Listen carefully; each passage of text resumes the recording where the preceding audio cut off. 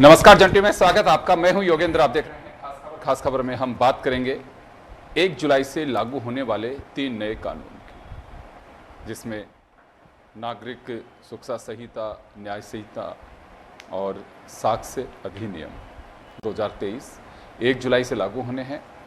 कई जगह इसे कहा जा रहा है कि अंग्रेजी के ज़माने के कानून बदल गए हैं, अब नई दिशा तय होगी कानून की। कुछ लोगों का विरोध करना है कि नया कुछ नहीं, इसमें इधर से उठा के उधर, उधर से उठा के इधर, ये सब कुछ कर दिया और जब लागू होंगे तो बहुत ज़्यादा गफलत होगी।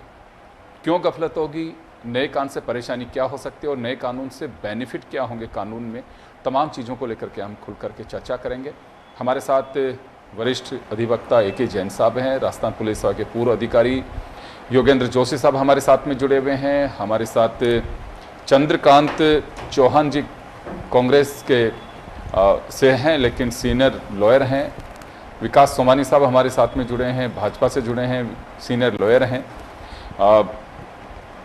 जैन साहब, आप सुन पा रहे हैं मुझे? मैं आप ही के पास में आना चाहूँगा। कानून लागू होने हैं 2 दिन बाद, ज़्यादा वक्त है नहीं, 1 जुलाई से इसे लागू किया जाना होगा। तो परेशानी या कहूँ कि कुछ समस्याएं आ सकती हैं, वो कहाँ आ सकती है? और अगर हम यूँ मान के चलें कि नया कोई भी कानून आता है या नया कुछ भी हम सिस्टम सेट करते हैं, उसमें कुछ दिन के लिए परेशानी होती है, उसके बाद में तो दुरुस्त किया ही जा सकता है उससे। देखिए, भारतीय दंड संहिता और भारतीय साक्ष्य अधिनियम, इंडियन एविडेंस और IPC दोनों लगभग 150 साल से हिंदुस्तान में, भारत में चल रहे हैं। और कुछ भी कहे हैं, कुछ शब्द साइनोनिमस हो गए हैं। यदि कोई किसी के साथ छल करता है तो सब उसको 420 कहते हैं, कोई मर्डर होता है तो 302 लग जाएगा तेरे ऊपर, इस तरह की बातें की जाएगी। अब नाम बदलकर भारतीय न्याय शास्त्र जो लाया गया, जिसका नाम BNS किया गया है, यदि इसको और पुराने भारतीय दंड संहिता को मिलाए जाए तो कोई मूल रूप से परिवर्तन नहीं है। सिर्फ जो धाराएं बाद में लिखी हुई थी उनको आगे कर दिया, जो आगे लिखी हुई थी उनको पीछे कर दिया है, और कुछ नए अपराध जोड़ दिए गए हैं, जैसे एक्सीडेंट में और उसकी सूचना नहीं देने पर उसको गैर जमानती बनाकर 5 साल की सजा कर दी गई है, या कम्युनिटी सर्विस जो सामाजिक सेवा है उसको भी अपने आप में एक दंड बना दिया गया है, या शादी के नाम पर किसी से संबंध बनाने को बलात्कार की परिभाषा में शामिल कर दिया गया है, या आतंकवादी गतिविधि का एक नया चैप्टर या नया धारा उसमें जोड़ दी गई है। पर ये सब चीजें तो मूल जो भारतीय दंड संहिता थी उसमें कुछ संशोधन करके भी जोड़ा जा सकता। अब जो नया संहिता लाए, या तो कोई ऐसा अमूलचूल परिवर्तन आया होता तो बात रहती, परंतु पुराना चीज को सिर्फ नाम बदलकर और धाराएं आगे से पीछे कर ताकि लोगों में कंफ्यूजन पैदा हो, और अचानक बिना डिस्कशन के कानून लाए गए। ये तीनों कानून के लिए पार्लियामेंट में कोई डिस्कशन नहीं हुआ है कि इसमें क्या अच्छाई है, क्या बुराई है, और उसका परिणाम आपने देखा होगा कि एक बार सारे हिंदुस्तान के सारे ट्रक ड्राइवर हड़ताल पर चले गए थे इसी कानून को, इसी तरह को लेकर। इसी प्रकार जो भारतीय नागरिक सुरक्षा संहिता, चले मैं वापस लौट रहा हूं सर आपके पास में, मैं वापस लौट रहा हूं। इस कानून के अगर हम बात करें तो एक साइड इफेक्ट पिछले दिनों देखने को मिला था। देश भर के ट्रक ड्राइवर, बस चालक स्ट्राइक पे चले गए थे। मैं जोशी साहब के पास में जाना चाहूंगा। सर, AK जैन साहब का ये कहना है कि कुछ चीजें एडिशनल जोड़ी गई हैं, वो पुराने कानून में भी जोड़ी जा सकती थी। इधर की धाराएं उधर, उधर की धाराएं इधर की गई हैं। तो ये कहें कि बहुत ज्यादा कुछ इस पर एक्सरसाइज हुआ हो, वो नहीं। आतंकवाद की डेफिनेशन में कुछ चीज़ें जोड़ी गई हैं, रेप केसेस में कुछ चीज़ें जोड़ी गई हैं, और जो ट्रायल का एक सिस्टम जो किया है 90 दिन में कोई भी अगर एक्यूज्ड है तो उसका हक होगा ये लेने का, ये चीज़ें कुछ पहले से भी थी। तो आपको क्या लगता है कि बिल्कुल सही दिशा में जा रहा है ये कानून? जरूरत थी समय के साथ में, और एक बार वक्त लग सकता है, पेचीदगियां रह सकते हैं, लेकिन समय के साथ में दुरुस्त। लेकिन अगर कानून बनने के बाद में उसका संशोधन, हम जानते हैं कि बड़ा जटिल होती है प्रक्रिया, इतना सहज नहीं कि आज जो चीज़ें ठीक से लागू नहीं तो 6 महीने बाद में दूसरा कानून आ जाएगा। तो अब लगता है कि आपको कि इससे न्याय त्वरित गति से मिल पाएगा, या पहले के जो कानून थे उसी में एडिशनल जोड़ा जा सकता है, जैसे AK जैन साहब कह रहे हैं?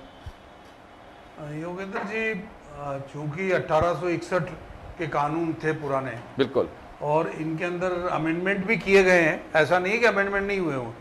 आईपीसी सीआरपीसी में अमेंडमेंट ज़्यादा हुए हैं, बहुत ज़्यादा हो गए, और कई बार अमेंडमेंट ऐसे हो गए हैं जैसे 498A लगा दिया, अब आजकल उसकी कोई वैल्यू नहीं है।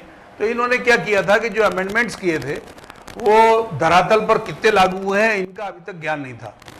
अभी क्या है, जब नए कानून बनाए हैं तो नए कानूनों में जो परिवर्तन किए गए हैं ये आशा से किए गए हैं कि एक तो जो मुकदमे चलते हैं 30-30, 40-40 साल, वो इतने न चले। जैसे छोटे मुकदमे हैं 3 से 7 साल तक की सजा वाले, तो ऐसे मुकदमे जल्दी से जल्दी निपटने का इसमें इंतजाम किया गया है। इसमें यह भी कहा गया है कि जैसे मान लीजिए साइबर क्राइम से संबंधित मामले हैं तो एविडेंस एक्ट में ये प्रावधान है कि जो पहले सेकेंडरी एविडेंस थे उनको फर्स्ट एविडेंस कर दिया गया है, और उसमें यह कहा गया है कि 7 साल से ऊपर के जितने भी अपराध हैं उनके अंदर वीडियोग्राफी करनी पड़ेगी। अब क्या होता है कि पहले पुलिस मौके पे वीडियोग्राफी करेगी, उसमें बड़ी प्रॉब्लम आएगी, और कारण यह है कि जब घटना हो जाती है तो कई जगह उद्देलिता पैदा हो जाती है। अब उस समय में वहीं घटना स्थल के ऊपर ही पुलिस सारी कार्रवाई करे, ये संभव नहीं था और अभी भी संभव नहीं है। दूसरी बात यह है कि जैसे मान लीजिए एफआईआर दी किसी ने, अब उस एफआईआर का कोई मकसद नहीं है इसके हिसाब से। एक आप कंप्लेंट देंगे और 3 से 7 साल तक की जो कंप्लेंट है वो डीवाईएसपी की इच्छा से वहां रखी रहेगी, उसको जांच करेंगे, और जांच करने के अंदर वो 14 दिन में निर्णय करेंगे कि इसमें एफआईआर दर्ज करी जाए अथवा नहीं करी जाए, ये वो निर्णय करेंगे। इस तरह की बहुत सारी ऐसी बातें हैं। अब जैसे मान लीजिए पुलिस की संख्या है, और पुलिस की संख्या इतनी तो है नहीं, जिस संख्या के हिसाब से अब इसमें कहा 0 एफआईआर दर्ज होगी। अब 0 एफआईआर दर्ज होगी, फिर संबंधित थाने में भेजी जाएगी, वहां पहुंचेगी कि नहीं पहुंचेगी। इन्होंने इसको जटिलता तो बना दी है, और इसके ऊपर राजस्थान पुलिस एकेडमी में अधिकारियों को बुला बुला करके सेमिनार करी जा रही है, की गई है, और कानून का ऐसा संक्षिप्त रूप भी शायद उन लोगों को दिया गया है कि आपको कैसे लागू करना है। लेकिन जिस तरह से मैंने देखा है उस तरह के हिसाब में कुछ चीजें तो आवश्यक है जो इन्होंने बड़ा अच्छा किया। एक तो यह कि रिटायर्ड पुलिस अधिकारियों को एविडेंस के लिए बुलाया जाता था। अब बताइए, मैंने कब 2013 में 12 में एविडेंस दी थी, अभी मेरे को एविडेंस के लिए बुलाते हैं। कईयों की डेथ हो गई है, तो इसमें यह प्रावधान किया गया है कि जो वर्तमान अधिकारी होगा वो जाकर के उसकी फाइल को पढ़ करके एविडेंस देगा। ये बहुत बड़ी बात इन्होंने की है। बिल्कुल। दूसरा ये किया है कि जो वाहन इकट्ठे हो जाते हैं, आप देखें कि थानों में भरे पड़े हैं वाहन, और वो हर केस में रख देते हैं ला करके, तो उसके लिए इन्होंने प्रावधान किया है कि भाई उसकी वीडियोग्राफी करेंगे और एक उसका पार्ट अदालत में पेश रखेंगे और एक उसका पार्ट अपने पास रखेंगे। और इसी तरह से जो राजनीतिक उद्देश्य के लिए लोग बाग जो मुकदमे दर्ज होते थे उसमें यह कहा गया है कि जो 7 साल से ऊपर के जितने मुकदमे हैं उनमें सरकार विड्रॉल नहीं कर सकती। उसमें परिवादी से पूछा जाएगा कि भाई आप ये विड्रॉ करना है कि नहीं करना, नहीं तो क्या करती है सरकार, दूसरे पक्ष के भट्ट अपने राजनीति से हुए और सरकार ने विड्रॉ कर ली, क्योंकि जितने भी केस माने जाते हैं वो सरकार वर्सेस माने जाते हैं और सरकार विड्रॉ कर लेती है। तो उसमें आयोग ये जिसने भी थाना अधिकारी ने या डिप्टी एसपी ने या एसपी ने जो मुकदमा दर्ज किया, वादी तो वही होगा, उससे पूछा जाएगा। अब सरकार के पार्ट पे किसे वादी माना जाएगा? देखिए, वादी तो वही माना जाएगा हाँ। जो कंप्लेंट दे रहा है। बिल्कुल। अभी इसके अंदर ये है कि आप ईमेल से आज आप आरपीएस से, आप डिप्टी एसपी उस क्षेत्र के सर्किल ऑफिसर रहे, उसके बाद में को सर्किल ऑफिसर वो आ गया, तो मुकदमा 7 साल से ज्यादा वक्त का हो गया, आपका ट्रांसफर हो गया, आप रिटायर हो गए, तो उसमें किसकी सहमति ली जाएगी? देखिए, उसके अंदर सहमति 7 साल से अधिक की है, देगा डीवाईएसपी। हाँ। इसमें जो लिखा गया है बिल्कुल वो डीवाईएसपी को ही किया गया है। अब वो डीवाईएसपी नहीं है, मान लीजिए वो उसको 13-14 दिन हो गए, उसका मान लीजिए बीच में ट्रांसफर हो जाता है या कोई बात हो जाती है, तो जो आएगा वो करेगा। वही ना, वो नहीं करेगा, पद पे जो बैठा होगा उसके साथ जो बैठा हुआ राइट वो करेगा। जैसे एडिशनल एसपी अगर मान लीजिए वो नहीं है डीवाईएसपी, तो एडिशनल एसपी करेगा, लेकिन निम्न अधिकारी नहीं करेगा। इसके अंदर ऐसा नहीं होगा कि वो डीवाईएसपी नहीं है तो इंस्पेक्टर कर देगा, इस तरह के प्रावधान इसमें नहीं है। जी चलिए, मैं चंद्रकांत जी आपके पास में आना चाहूंगा। आपके पार्टी ये कह रही है कि नई बोतल में पुरानी शराब को भर दिया गया है, उससे फ्लेवर चेंज नहीं हुआ, माफ़ करिएगा, शराब पीना जीवन के लिए गलत है, पर मैं चर्चा कर रहा हूँ, अक्सर बोला जाता है बोलचाल में। तो यहाँ विरोध क्यों है? जैसे जोशी साहब ने कहा कि कुछ जटिलताएं हो सकती हैं, लेकिन कुछ पेचीदगियों का हल भी इससे हुआ है। तो आपको क्या लगता है इसमें 1 तारीख से लागू होने का कानून? तो सर जो आपने कहा ना कि पुरानी शराब नई बोतल में भर दी गई है, इसमें चेंज जैसा कुछ लगा नहीं कि चेंज क्या किया, ऐसा कुछ भी चेंज नहीं है जिसमें कि हाँ सब बहुत ही ज्यादा चेंजेस हो गए हों। सेक्शंस का सीक्वेंस चेंज हुआ है, मैंने पूरा पढ़ा जितना, तो मेरे को कुछ भी ऐसा नहीं लगा कि नहीं साहब यहाँ ठीक है, जो सुरक्षा संहिता है इसको सीआरपीसी को सुरक्षा संहिता किया, उसमें ट्रायल का थोड़ा सा प्रोविजन कर दिया जो भी है, लेकिन ऐसा कुछ नहीं है कि चेंज कर दिया। मोदी जी का ये जो नाम परिवर्तन का जो चला रहा है ना एजेंडा, कि हर चीज का नाम चेंज करेंगे, चाहे वो रोड हो, चाहे वो बिल्डिंग हो, चाहे कानून हो, हर चीज को हम तो बदलेंगे साहब, बदल के रख देंगे। ये चीज है समाज के लिए, जनता के लिए इससे कुछ भी फर्क पड़ने वाला नहीं है। कोई भी ऐसी कोई नई चीज निकल के नहीं आएगी जिससे जनता का भला हो। अब तो भला किसका होगा? करते थे, देखिए कानून, अब 103 लगे, उसमें क्या चाहे न्याय संहिता हो, आया, चाहे न्याय संहिता हो, नागरिक सुरक्षा संहिता हो या साक्ष्य अधिनियम हो, लेकिन ये लाए तो पब्लिक के लिए ही हैं। लाए तो पब्लिक के लिए, लेकिन पब्लिक के न्याय के लिए लाए हैं। लेकिन कोई भी चीज है ना, गांधी ने कहा था ना कि आपका साध्य अच्छा है ना तो साधन भी अच्छा होना चाहिए। 3 कानून पास किए, संसद में ही न्याय नहीं हुआ। संसद में डिबेट होती है, कोई भी कानून बनता है उसका एक लीगल प्रोसीजर होता है कि उसमें 3 वाचन होते हैं, डिबेट्स होती हैं, उसमें वोटिंग होती है। कुछ भी हुआ क्या? नहीं हुआ। बहुमत की सरकार थी, अपनी मनमर्जी से जो भी कानून पास करना है वो कर लिया। अब नुकसान क्या रहेगा इससे? नुकसान ये रहेगा कि अभी कानून की कोई अवेयरनेस नहीं है। कहते ना कि कानून की जो अनभिज्ञता है ना वो क्षमा नहीं की जाती। तथ्य की भूल है वो क्षमा करने योग्य है, लेकिन कानून की भूल क्षमा योग्य नहीं है। ये मतलब वेल सेटल्ड प्रिंसिपल है। आपकी जो अभी अवेयरनेस का कोई प्रोग्राम नहीं है पब्लिक में। जो पुलिस स्टेशन है ठीक है, इसमें प्रोग्राम चला रहे हो आप, इससे क्या हो रहा है? पब्लिक में भी तो प्रोग्राम चलने चाहिए। भारतीय दंड संहिता जो थी 1860 में बनी थी और लागू कब की गई? 1862 में, 1 जनवरी 1800, 2 साल बाद लागू की गई थी। उसके पीछे रीजन क्या था? रीजन यही था, पब्लिक में अवेयरनेस तो हो। नए कानून बन रहे हैं और उनके लिए ही बन रहे हैं, तो उनको क्या अवेयरनेस नहीं होनी चाहिए? और कुछ ऐसी भी डिफॉल्टिंग चीजें हैं जिसमें जैसे आंदोलन हुए, कानून लागू नहीं है उससे पहले तो देश में आंदोलन हो गए, ट्रक ड्राइवरों ने स्ट्राइक की, उसके पीछे क्या लॉजिक था? उनके लिए तो सही नहीं था वो। तो उन पर डिबेट होकर के उनमें क्या क्या संशोधन हो सकते हैं, उसके बाद अगर लागू कोई चीज की जाए तो जनता के लिए फायदेमंद साबित हो सकती है। चलिए विकास सोमानी जी से मैं जवाब दिलवा रहा हूं। विकास जी, क्या लगता है आपको कि इससे क्या बेनिफिट होगा? क्योंकि उंगलियां इस बात को लेकर के उठ रही हैं कि केवल बस कानून का नाम बदलना था और अपने खाते में डालना है मोदी जी को, ये परिवर्तन इस वजह से सब कुछ किया जा रहा है। आपके सामने जो कांग्रेस से लॉयर हैं, मैं इस बात को स्पष्ट रूप से कहना चाहूंगा कि माननीय अमित शाह जी, गृह मंत्री जी ने स्पष्ट रूप से इस बात को कहा था कि हमको दंड सुनिश्चित नहीं करना है, न्याय सुनिश्चित करना है। और न्याय की जो है कि न्याय कैसे एक पीड़ित को न्याय मिल सके, उसी के संदर्भ में जब ये ब्रिटिश जमाने के जो कानून चले आ रहे थे उनको संशोधन किया, तो आप देखें इसमें जो महिलाओं के और बच्चों के लिए जो अपराध थे उनमें सजाएं बढ़ाई गई है। और हिट एंड रन की केस की बात हमारे भी कांग्रेस के साथ ही कह रहे थे, तो उसमें ये कहा गया है कि उसमें सलाह मशवरा करके उसकी जो बात है उसको आगे सुन के उसमें किया जाएगा। लेकिन मैं आपसे कहना चाहूँगा कि 1 जुलाई 2024 से जो लागू होने जा रहा है, ये देश में एक विशेष रूप से किस तरह से ये जो एक कहावत है जो पुलिस में कहा जाता है ना कि आम जन में विश्वास और अपराधी में भय, उसको चरितार्थ करेगा। और हमारे साथी भी जो कह रहे थे पुलिस अफसर जो हैं जोशी साहब, मैं उनकी बात को कहना चाहूँगा कि नफरी की जो कमी थी कि पुलिस प्रशासन में कई बार न्याय को आगे बढ़ाना तो चाहते हैं, लेकिन प्रशासन और स्टाफ की वजह से पुलिस उस पर त्वरित कार्रवाई नहीं कर पाती। उसमें आप देखें कि वीडियोग्राफी को, डिजिटलाइजेशन को प्राथमिकता दी गई है कि कोई भी महिला या बच्ची है वो अगर बयान देना चाहती है तो उसके माध्यम से बयान दे देगी। और पुलिस अफसर भी अगर वीडियो को उसको जो है जो सेकेंडरी जो एविडेंस हुआ करता तो उनको प्राइमरी एविडेंस मान के इसको किस तरह से अपराध को जल्दी से जल्दी निर्णय तक पहुंचाया जाए। और एक बात है कि अपराध की जो ट्रायल सीमा वो सुनिश्चित कर दी गई है कि 90 दिन बाद अगर मान लो अपराधी, अक्सर क्या होता था जो कांग्रेस सरकार चली आ रही है वर्षों से, उसमें ये हुआ है, हम कई बार देखते हैं योगेंद्र जी, आप खुद मीडिया चला रहे हैं और आप महसूस करते हैं कि कई अपराधी ऐसे हैं जो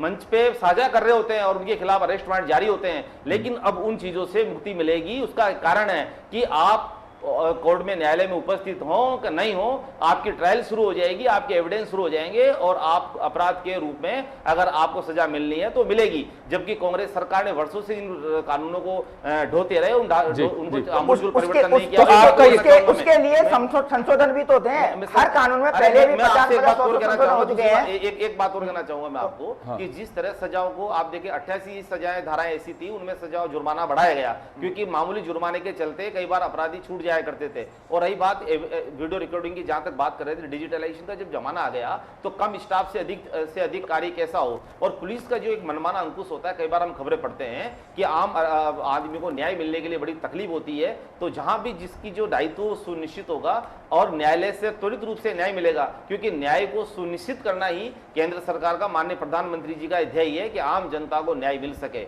और इसमें आप देखें कि इसके साथ बच्चों बालकों के साथ कई बार बालकों को जो है बच्चों को उनको आगे बढ़ा के अपराध की उसमें धकेला जाता है और वो उनको इसका कि नाबालिग होने का, अनमेच्योर होने का फायदा उठा के उनकी जमानत, उनके पीछे कई अपराधियों का एक संगठित गिरोह होता है। उस संगठित गिरोह के साथ ये कि अगर कोई अपराधी बालक के उसमें भी करेगा तो 10 साल की सजा तक का प्रावधान किया है। कई प्रावधान ऐसे किए गए हैं, उससे आप देखेंगे कि इस कानून का आम जनता को जल्दी राहत मिलेगी और पुलिस कर्मियों को भी राहत मिलेगी, क्योंकि पुलिसकर्मी बार बार बयान के लिए, बार बार उसके ले जाने के लिए कई पुलिस वाले उसमें लगे रहते थे और सभी को न्याय दिलाना संभव नहीं होता था। डिजिटलाइजेशन की वजह से जो रिकॉर्डिंग होगी उसी के आधार पे और जो एविडेंस है, जो बयान है, वो वीडियो कॉन्फ्रेंसिंग से भी लिए जाएंगे और इसका निर्णय त्वरित रूप से होगा। इसके आप देखिए, इसका मतलब इससे पहले न्याय नहीं होता था। जो भी कानून देश में चल रहा था, जो 70 साल से चला रहा है, उससे न्याय नहीं होता था। आपका कहने का मतलब है डिले होता था, तो जज के पास में जाते थे केस, पुलिस होता है। आप देखें कि जब न्याय विकास जी एक जो धारणा बनी हुई है कि अंग्रेजों के जमाने के कानून व जो छाप है उसको खत्म होना जरूरी है,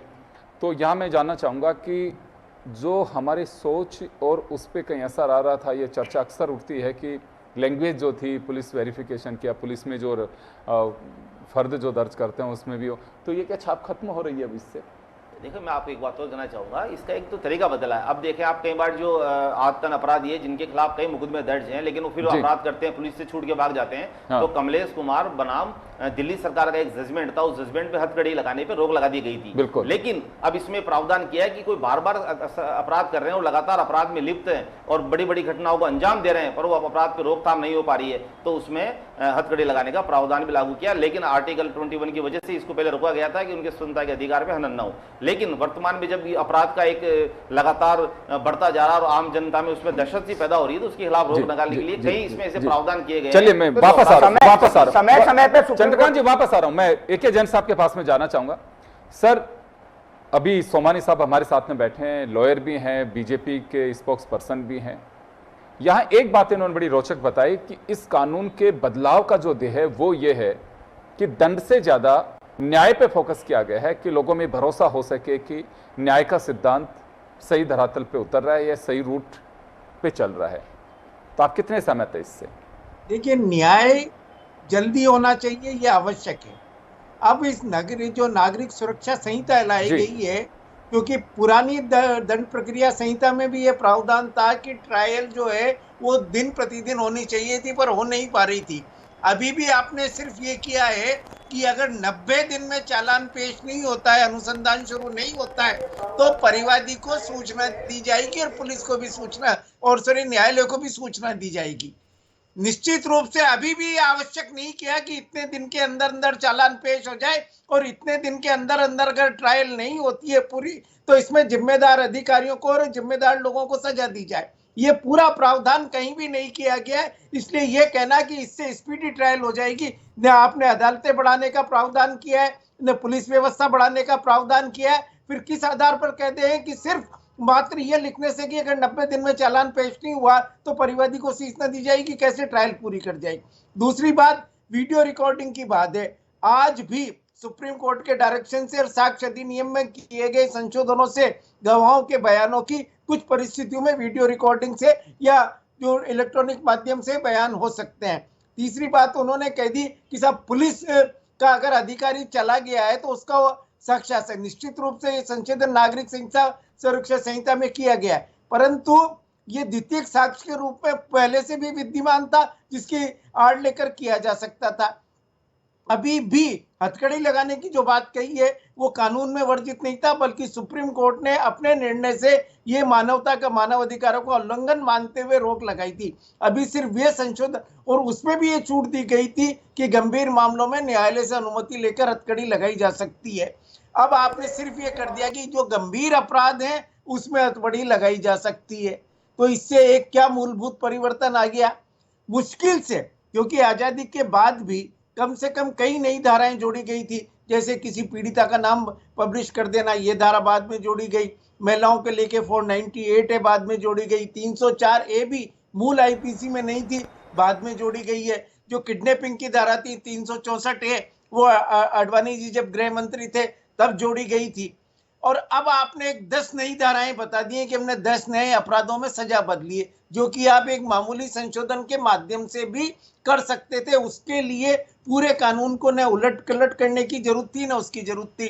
500 से अधिक धाराएं नागरिक सुरक्षा संहिता से संबंधित है, और यही दंड प्रक्रिया संहिता में, उसमें से मुश्किल से 10 धाराओं को में परिवर्तन किया गया है या कुछ नई जोड़ी गई है, जो सुप्रीम कोर्ट के निर्णय के अनुसार जो पहले भी फॉलो किए जा रहे हैं। परंतु इस सब मामले के लिए सारी व्यवस्था को उलट पुलट कर देना, और दूसरा, किसी भी कानून को लागू करने से पहले कम से कम 6-8 महीने उसका पब्लिक डिस्कशन होना चाहिए। ये पहला ऐसा कानून आया जिसका कहीं कोई पार्लियामेंट तक में डिस्कशन नहीं हुआ। निश्चित रूप से लगता है कि सारे वकीलों को दोबारा पढ़ना पड़ेगा, सारी अदालतों को दोबारा पढ़ना पड़ेगा, और जो पुलिस वाले हैं जिसमें से नीचे के स्तर के लोग तो कहीं पढ़े लिखे भी हैं, उनको भी दोबारा पढ़ना पड़ेगा। अभी भी अनुसंधान में चालान कोष तरीके बिल्कुल आप जी जैन साहब आप सही कह रहे हैं कि देखिए डिस्कशन नहीं होगा और चर्चा नहीं होगी तो पब्लिक को पता नहीं लग पाएगा, उसमें अवेयरनेस नहीं होगी।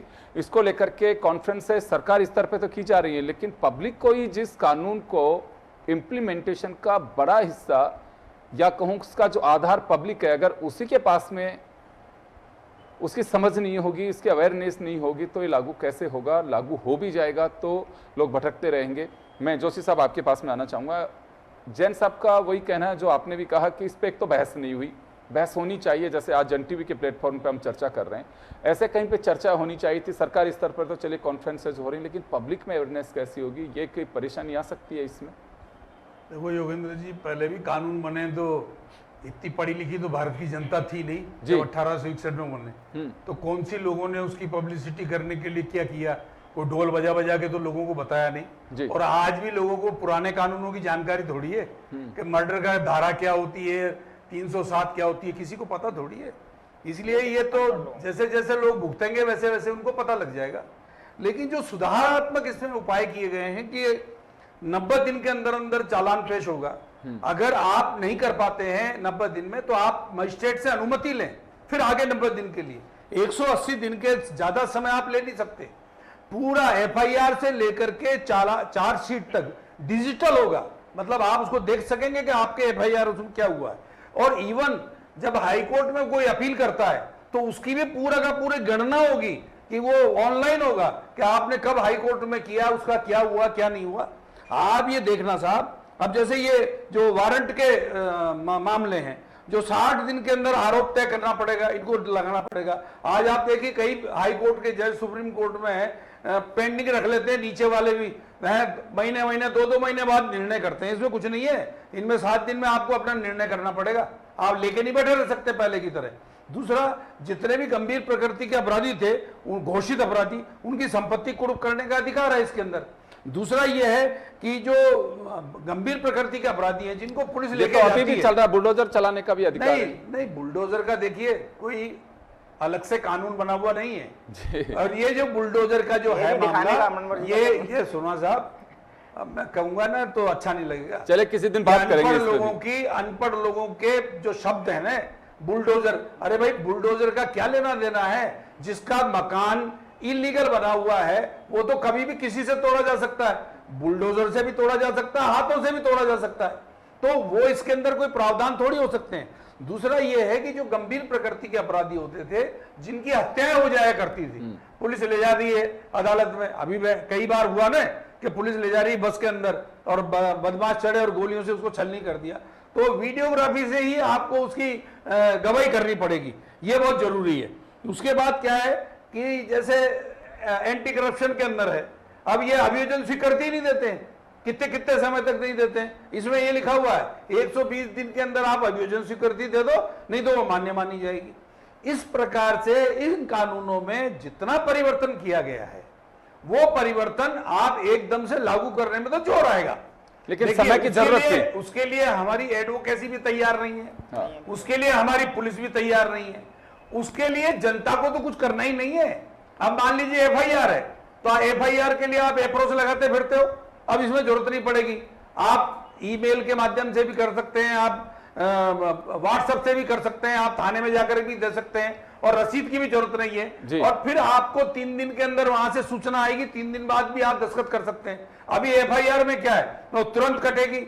एफआईआर लेट होगी, उसका कारण क्या होगा, जो सीआरपीसी के पुराने प्रावधान है उनको सब बदल के इन्होंने बराबर कर दिए, जिसकी वजह से अपराधी और कंप्लेनेंट या वकील जो मिसयूज किया करते थे उसका, कि साहब इसने 1 दिन के बाद दर्ज कराइए, तो इसने सोची समझी साजिश के अनुसार कराइए। अब वहां कह दिया आपने कि 3 साल से 7 साल तक की सजा की कंप्लेंट दर्ज होगी, और 14 दिन के अंदर डीवाईएसपी अगर एफआईआर दर्ज करनी होगी तो करेगा, नहीं करनी होगी तो उसका निस्तारण करेगा। तो क्या है कि जितनी भी चीजें बनाई गई हैं ये करी तो गई है पब्लिक के लिए, लेकिन इसके लिए हमारी मानसिकता तैयार नहीं है। इसलिए अब ये जरूर करना चाहिए कि टीवी चैनल के माध्यम से या जो हमारे जो सोशल मीडिया के माध्यम से पब्लिक में इसके बारे में डिस्कशन होना चाहिए, और डिस्कशन होकर पब्लिक और एटलीस्ट जो इसे लागू करने वाला सिस्टम है उसमें तो जरूर होना ही चाहिए, ताकि ये धरातल पे उतारी जा सके। नए सिस्टम होता है, कुछ पेचीदगियां रहती हैं, खामियां भी रह सकती हैं, लेकिन उसे लागू करने में थोड़ी दिक्कत आती है, लेकिन समय के साथ में सब चीजें होंगी। मैं समय कम है, आप दोनों से 30-30 सेकंड में चाहूंगा। चलिए चौहान साहब, अब क्या होगा, लागू तो होना है 1 तारीख से? लागू मैं तो यही कह रहा हूँ साहब कि 323 पहले था सेक्शन, अब 323 को मान के चलो कि 115 कर दिया तो क्या अपराध कम हो जाएंगे? 325 था उसको 117 कर दिया तो क्या अपराध कम हो जाएंगे? जैसे कहा कि ट्रायल में 90 दिन थे, ठीक है 90 दिन में ट्रायल करना है, उनको बाउंड कर दिया, लेकिन बाउंड के बाद में भी अगर 90 दिन में नहीं करते हैं तो क्या उन पे कोई उनके लिए प्रोविजन किया है कि आपके खिलाफ क्या कार्रवाई की जाएगी? ऐसा कोई प्रोविजन नहीं है, तो वो क्या करेंगे? वो जो पहला धर्रा जो चल रहा था पुराना, कोई सिस्टम चलेगा? आपको लग रहा है कोई ज्यादा सुधार नहीं होगा? कुछ भी नहीं होने वाला, धाराओं को इधर से उठा के उधर से उठा के सुधार तो उसमें अमेंडमेंट होते चले आए हैं, हर सरकार ने किए हैं, बार-बार सरकार बदली है 5 साल में, तो बार-बार सरकारों ने किए अमेंडमेंट, जहां जरूरत है जनता के लिए किए, और वो संशोधन के हिसाब से अच्छा हुआ भी है। तो यहाँ भी संशोधन हो सकता था, लेकिन क्रेडिट लेना था केवल मोदी सरकार ने, इसलिए कर दिया। चलिए एक बस आखिर जवाब ले दीजिए। हाँ, देखिए जो धारा आम जनता के हित में जो संशोधन किया है वो आप देखेंगे इसका प्रभाव 1 जुलाई 2024 से कि कितना लॉ क्रिमिनल अमेंडमेंट कितना लाभदायक होता है। और दूसरी बात मैं कहना चाहूंगा इनकी बात को कि सीबीआई बनाम सत्येंद्र कुमार अंटिल में चार्जशीट पेश करने का टाइम के लिए सुप्रीम कोर्ट ने निर्देश दिए थे, उसके बाद भी कौन सा लागू किया कांग्रेस सरकार ने किया? अब आप देखिए कि जो हमारे अभी जोशी साहब बता रहे थे, आप देखो हर चीज को तय सीमा में किया है, और आप देखें कि ये जो कानून का जो न्याय सुनिश्चित होगा उसके जल्दी परिणाम आपके सामने आएंगे। अभी आप जनता के बीच में अवेयर। चलिए मैं माफी चाहूंगा, समय का अभाव है और मैं रोकना चाहूंगा। खैर चलिए 1 जुलाई से लागू होना है कानून, क्योंकि तय कर दी गई है, डेट मुकर्रर की गई है। और अगर हम यूं भी देखें कि जिस तरह से बहस चल रही है, इसको लेकर के कुछ जगह पे वकील भी आंदोलन कर रहे हैं। उनका कहना है कि अभी लागू करने के लिए पूरी तरह से सिस्टम तैयार नहीं। खैर लेकिन जब कानून बन गया तो अब लागू भी होगा। मुझे नहीं लगता कि इसे वापस लिया जाएगा। अब सारे सिस्टम, सारा कानून पूरी तरह से तैयार है। अब 1 जुलाई से होगा, कुछ दिक्कतें आ सकती हैं, लेकिन लागू तो होना ही है। आप सभी का बहुत बहुत शुक्रिया, और खास खबर में इतना ही। दीजिए इजाज़त, नमस्कार।